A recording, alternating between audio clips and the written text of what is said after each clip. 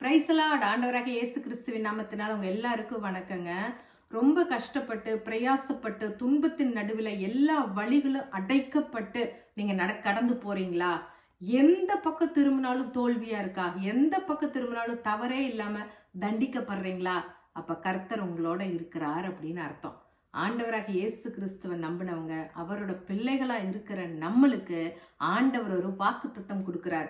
சங்கீதம் 138வது அதிகாரத்துல 7வது வசனம், நான் துன்பத்தின் நடுவில் நடந்தாலும் நீர் என்னை உயிர்ப்பிப்பீர், என் சத்துருக்களின் கோபத்துக்கு விரோதமாக உமது கையை நீட்டுவேர், உமது வலதுகரம் என்னை ரட்சிக்கும். நமக்கு மனிதர்கள் மூலமா ஒத்தாசை வேண்டாம். ஆண்டவர் நம்மளோட இருந்து வழி நடத்தி நம்மளை ரட்சிச்சா அதுதான் பெரிய கிருபை. அதனால அவரை மாத்திரம் நீங்க நம்பியிருங்க. சத்துருக்களுக்கு முன்பாக அவர் நம்மளோட தலையை உயர்த்துவார், எண்ணெயால் அபிஷேகம் பண்ணுவார். ஆமென்.